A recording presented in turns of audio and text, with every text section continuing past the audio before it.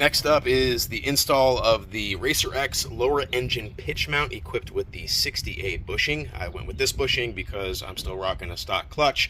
It is my daily, and I still want some comfort in my shifting and overall daily capabilities. So let's get to it. First order of business, get the car jacked up so you have clearance underneath to work if you don't have a lift like myself.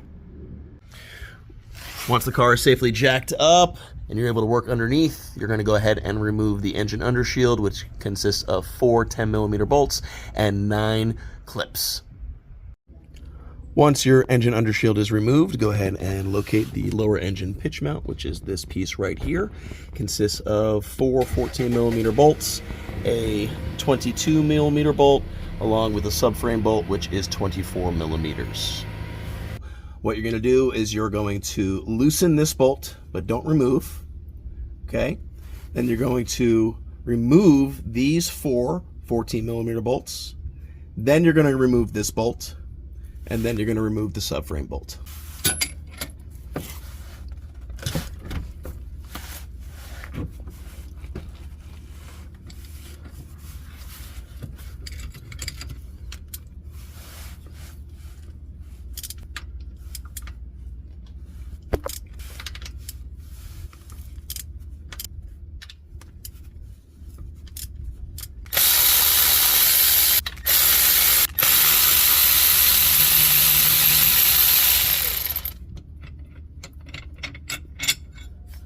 Let's go ahead and remove the lower pitch mount.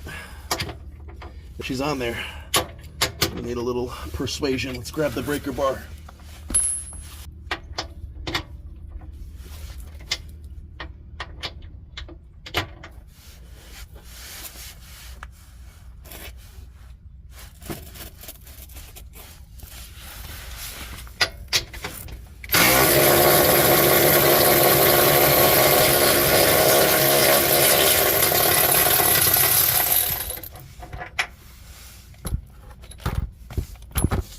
And out comes the OEM pitch mount. Just for comparison purposes, this is the factory lower engine pitch mount.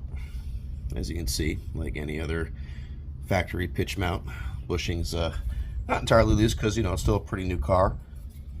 And then this is the RacerX unit. Pretty awesome. Again, with the 60A bushing, because this is my daily. Really nice billet piece. Super high quality. Awesome job, RacerX. All right, let's get this bad boy in. Grab that beautiful billet pitch mount and slide it back in the slot.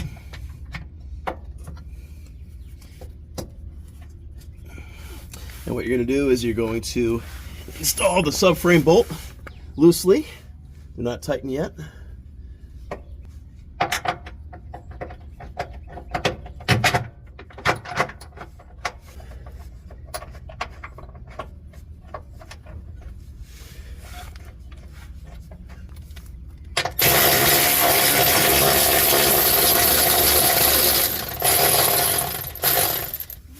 Then you're going to go ahead and grab the engine side mount and reinstall loosely. Do not tighten the 14mm bolts just yet.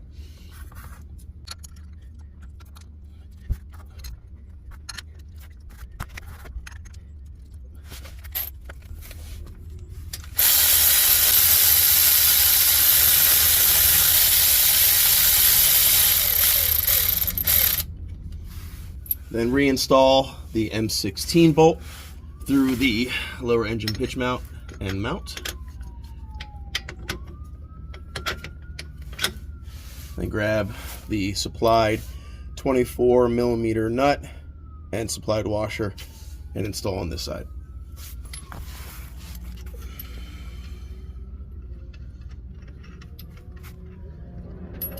Gotta love new hardware. All right, now everything is ready to be torqued down. First is the long bolt that goes through the engine mount and fork itself. That one's going to be torqued down to 125 foot-pounds.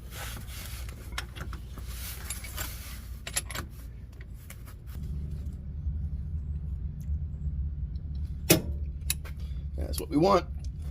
All right, then go ahead and torque the 14 millimeter bolts to 33 foot-pounds.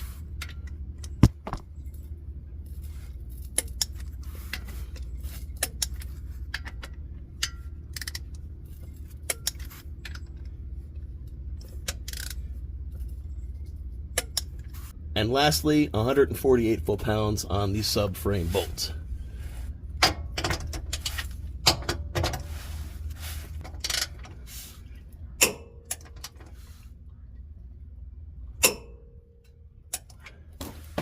Boom shakalaka.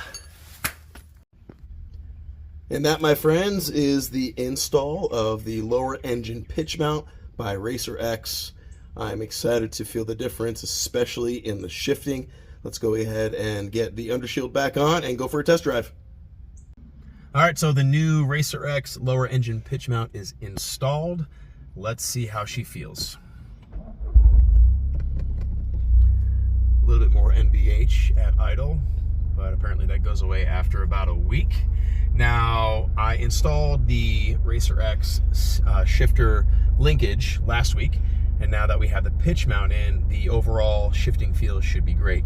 The benefit to the RacerX lower engine pitch mount is the play that the motor had during shifting. So I'm hoping it eliminated that, and we're gonna do some hard shifts, and especially in the higher RPM, and see how she feels. Let's do this. Oh, it's solid.